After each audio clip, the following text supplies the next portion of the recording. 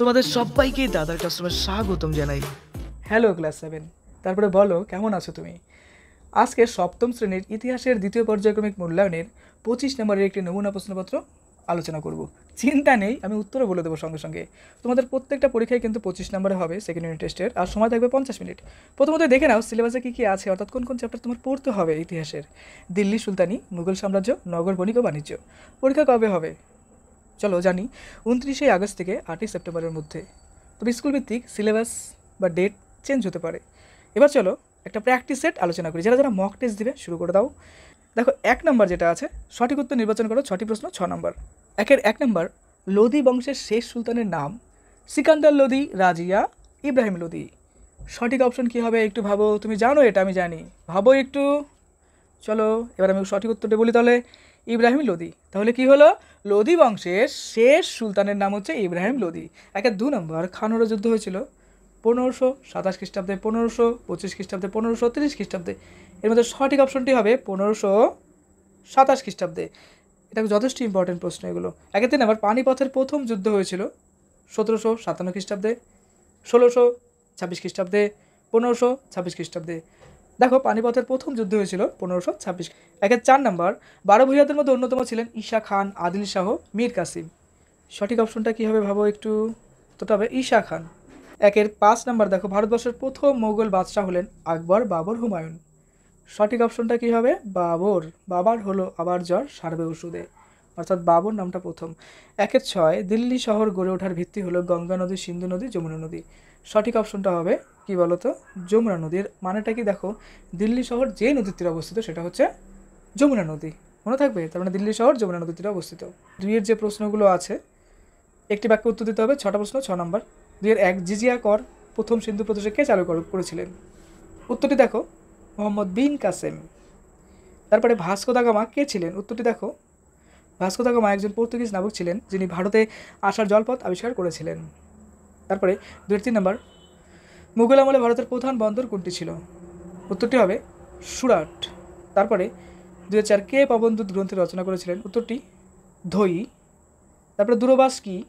উত্তরটি দেখো, দূরবাস হলো স্বাধীন শাসনের প্রতীকদণ্ড।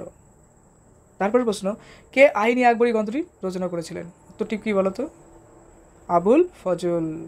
আইনি আকবরী কে রচনা করেছিলেন? আবুল ফজল। ওকে, পরের প্রশ্ন দেখো, টিকা লেখো, যে কোনো একটি লিখতে বলছে। কবলিয়ত ও পাট্টা এবং হুন্ডি। নাম্বার কত আছে? 2। কবলিয়ত ও পাট্টাতে দেখো বলছে, শেষ শাহ কৃষকদের পাট্টা দিতেন। এই পাট্টায় কৃষকের নাম, জমিতে কৃষকের অধিকার, কত রাজস্ব দিতে হবে প্রভৃতি লেখা থাকতো। এর বদলে কৃষক রাজস্ব দেওয়ার কথা কবুল করে কবলিয়ত নামে অন্য একটি দলিল রাষ্ট্রকে দিত। প্রশ্নটা কিন্তু যথেষ্ট ইম্পর্টেন্ট। 6 নম্বর, হুন্ডি কি, তাই না? তুর্কি শাসকদের আমলে কাগজের ব্যবহার শুরু হলে সরাফরা হুন্ডি নামে এক ধরনের কাগজ চালু করেছিলেন। বণিকরা কোনো এক জায়গায় সারাফকে টাকা জমা দিয়ে সেই কাগজ কিনে নিয়ে অন্য কোনো জায়গায় তা প্রয়োজন মতো ভাঙিয়ে নিতে পারত। এতে বণিকদের এক জায়গা থেকে আরেক জায়গায় টাকা নিয়ে যাওয়ার খুব সুবিধা হয়েছিল।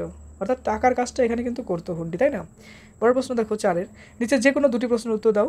2টো প্রশ্ন, 6 নম্বর, অর্থাৎ প্রত্যেকটা প্রশ্নের জন্য 3 নম্বর আছে। মনসবদারি ও জায়গিরদারি ব্যবস্থা সম্পর্কে যা জানো লিখো। উত্তরটা দেখো, মনসবদারিদের দুভাবে বেতন দেওয়া হতো, নগদে অথবা রাজস্ব বরাত দিয়ে। রাজস্ব বরাতকে বলা হয় জায়গির। এই জায়গির যিনি পেতেন তিনি জায়গিরদার নামে পরিচিত ছিলেন, আর এই ব্যবস্থাকে বলা হতো জায়গির ব্যবস্থা। জায়গিরদাররা যে রাজস্ব আদায় করতো তার এক অংশ দিয়ে নিজেদের ভরণ পোষণ করতো এবং ঘোড়াসওয়ারদের দেখাশোনা করতো। তখন ওই টাকাতে কী করতো, নিজেদের খাবার দাবার বা নিজেদের ফ্যামিলি চালাতো, আর সঙ্গে সঙ্গে ঘোড়াসওয়ার অর্থাৎ যারা ঘোড়ায় টোড়ায় চলতো, অর্থাৎ ঘোড়া বাহিনীও চালাতো এক কথায় বলতে গেলে। মনসবদারদের বাদশাহ নিজে নিয়োগ করতেন, অর্থাৎ বাদশাহদেরকে নিয়োগ করতো। তাদের পদোন্নতি অর্থাৎ তাদের প্রমোশনের ব্যাপারটা বাদশাহ দেখতো, তার উপর নির্ভর করতো। জায়গিরদারদের বদলি করা হতো, তার মানে এদের বদলিও ছিল, ট্রান্সফারও ছিল। বংশবদারি ও জায়গির ব্যবস্থা বংশানুক্রমিক ছিল না। দেখো 4 2 নম্বর, পানিপথের প্রথম যুদ্ধ সম্পর্কে যা জানো লিখো। তোমাদের বইয়ের অংশ। পানিপথের প্রথম যুদ্ধ কত খ্রিস্টাব্দে হয়? 1526 খ্রিস্টাব্দে পানিপথে হয়। তো বাবরের সঙ্গে ইব্রাহিম লোদির যুদ্ধ হয়। এই যুদ্ধে বাবর তুর্কিদের থেকে শেখা এক ধরনের কৌশল ব্যবহার করেছিল, একে বলা হয় রুমি কৌশল। এই রুমি কৌশলটা কিন্তু আলাদাভাবে পরীক্ষায় আসে। রুমি বলতে কী বোঝো?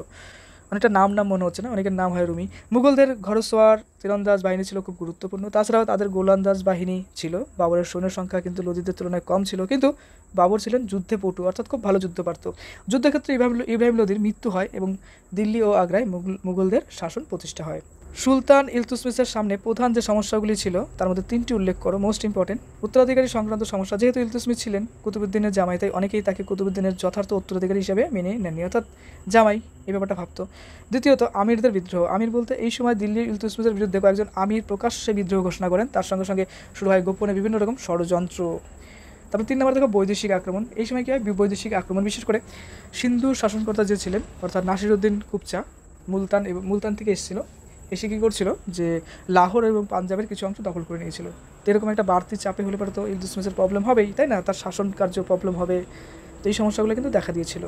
এরপরের প্রশ্ন দেখো, যে কোনো একটি প্রশ্নের উত্তর লেখো, 5 নাম্বার আছে একটা প্রশ্নের জন্য। ক নম্বর, শেরশাহ সংস্কার সম্পর্কে যা জানো লিখো, মোস্ট ইম্পর্টেন্ট প্রশ্ন। খ নম্বর, মুঘল সাম্রাজ্যের প্রকৃত প্রতিষ্ঠাতা হিসাবে আকবরের কৃতিত্ব আলোচনা করো, মোস্ট ইম্পর্টেন্টের মধ্যে পড়ে। গ নম্বর, মুঘল আমলের ব্যবসা বাণিজ্য সম্পর্কে যা জানো লিখো। বইটা ভালো করে রিভিশন করো, খুব তাড়াতাড়ি আমি বইয়ের কোন অংশগুলো ইম্পর্টেন্ট সে ব্যাপারে একটা ভিডিও পাবলিশ করে দেবো, ইতিহাসটা দেখে নিও। দাদার ক্লাসে তুমি যদি নতুন হও অবশ্যই তোমার কাছে একটা রিকোয়েস্ট, সাবস্ক্রাইব করো।